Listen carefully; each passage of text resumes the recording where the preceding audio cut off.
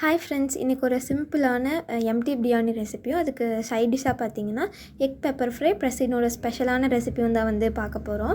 First வந்து நான் 5 முட்டை எடுத்திருக்கேன். அதை வந்து லைட்டாக உப்பு போட்டு வேக வச்சிடலாம். பிரியாணிக்கு பார்த்திங்கன்னா நான் இந்த டைம் சீரக சம்பா அரிசி யூஸ் பண்ணியிருக்கேன். நீங்கள் எந்த அரிசி வேணாலும் யூஸ் பண்ணலாம். ஆனால் இந்த சீரக சம்பா அரிசி யூஸ் பண்ணிங்கன்னா பிரியாணியோட டேஸ்ட் வந்து பர்ஃபெக்டாக வந்து கிடைக்கும்.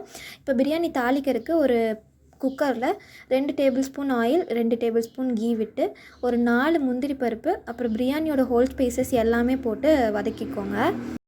எப்போவுமே பிரியாணிக்கு பார்த்திங்கன்னா வெங்காயம் வந்து எவ்வளோக்கு எவ்வளோ அதிகமாக சேர்த்துறமோ அந்த அளவுக்கு பிரியாணியோட டேஸ்ட் வந்து சூப்பராக இருக்கும்.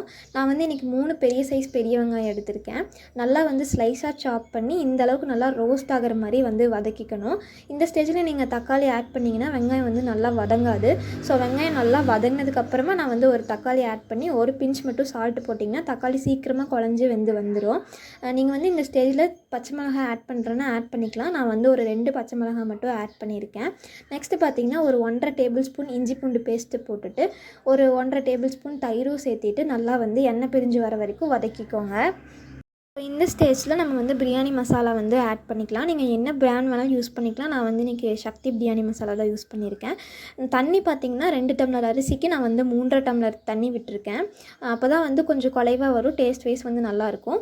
தண்ணி வந்து கொதிச்சதுக்கப்புறமா அரிசியை சேர்த்துட்டு ஒரு கொதி விட்டுட்டு கடைசியாக வந்து கொத்தமல்லி தழை தூவி உப்பு செக் பண்ணிவிட்டு விசில் போட்டு ஒரு 3 விசில் விட்டிங்கன்னா பிரியாணி வந்து சூப்பராக ரெடி ஆயிரும். பிரியாணி வந்து விசில் வர கேப்பில் நான் வந்து தயிர் பச்சடி வந்து ரெடி பண்ணிக்கிறேன். கொஞ்சமாக ஆனியன், அப்புறம் வந்து கொஞ்சம் கொத்தமல்லி தழை, ஒரு 3 ஸ்லைஸ் மட்டும் பச்சை மிளகாய் சேர்த்தி பாருங்கள், டேஸ்ட் வந்து சூப்பராக இருக்கும். ஸோ அன்றைக்கி பார்த்திங்கன்னா சண்டே, நான் சாட்டர்டேவே எக் பிரியாணி தான் செய்யணும்னு சொல்லிட்டு பிளான் பண்ணி வச்சுட்டேன். ஆனால் காலையில் எந்திரிச்சோன்னே என் ஹஸ்பண்ட் வந்து பிளானை மாற்றிட்டாரு. நான் வந்து எக் 65 போடுறேன்னு சொல்லிட்டு ரெடி பண்ணிட்டு இருந்தார். அதுக்கு வந்து பாயில் பண்ண எக்கு வந்து ஸ்லைஸாக சாப் பண்ணி வச்சுட்டு கொஞ்சமாக கார்ன்ஃப்ளவர் மாவு, கொஞ்சமாக வந்து கடலை மாவு, ஒரு 1.5 டேபிள் ஸ்பூன் வந்து சில்லி பவுடர், கொஞ்சமாக வந்து பெருங்காயத்தூள் சேர்த்திட்டு நல்லா வந்து மிக்ஸ் பண்ணி வச்சுட்டு தேங்காய் எண்ணெயில் வந்து பொரிச்சு எடுத்து பாருங்கள், டேஸ்ட் வந்து சூப்பராக இருக்கும். எல்லாமே பண்ணிவிட்டு முட்டை வந்து ஆயிலில் வெடிக்குங்கிறதையே நாங்கள் வந்து 2 பேருமே மறந்துட்டோம். போட்டோன்னே வந்து படால்னு வெடிக்கிறதுக்கு ஆரம்பிச்சிருச்சு. அவர் வந்து ஹெல்மெட் போட்டே வந்து சுட்டுட்டு இருந்தார்.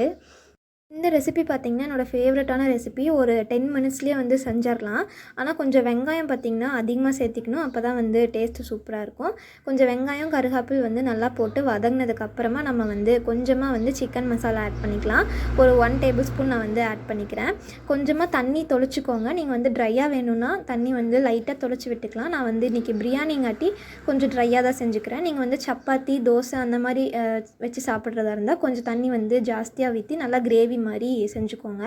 நல்லா வந்து மசால் வந்து வதங்கினதுக்கு அப்புறமா நம்ம வந்து வேக வச்ச முட்டையை சேர்த்துட்டு நல்லா வந்து மிக்ஸ் பண்ணி விட்டுட்டு கடைசியாக வந்து பெப்பர் மட்டும் தூவி இறக்குனீங்கன்னா டேஸ்ட் வந்து சூப்பராக இருக்கும்.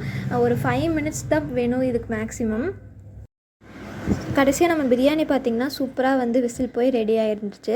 நான் வந்து பிளான் பண்ணி வச்சுருந்தது ஒன்று, ஆனால் அது நடந்தது ஒன்று. ஆனால் நான் பிளான் பண்ணது செஞ்சுருந்தா கூட இந்த அளவுக்கு டேஸ்ட் வந்திருக்குமான்னு வந்து எனக்கு தெரியல. அவர் போட்ட எக் 65 பார்த்திங்கன்னா செம்மையாக ரெடியாக இருந்துச்சு. டேஸ்ட் வைஸ் சூப்பராக இருந்துச்சு. அப்படியே கடையில் வாங்குற மாதிரியே இருந்துச்சு. நீங்கள் வந்து கண்டிப்பாக ட்ரை பண்ணி பாருங்கள்.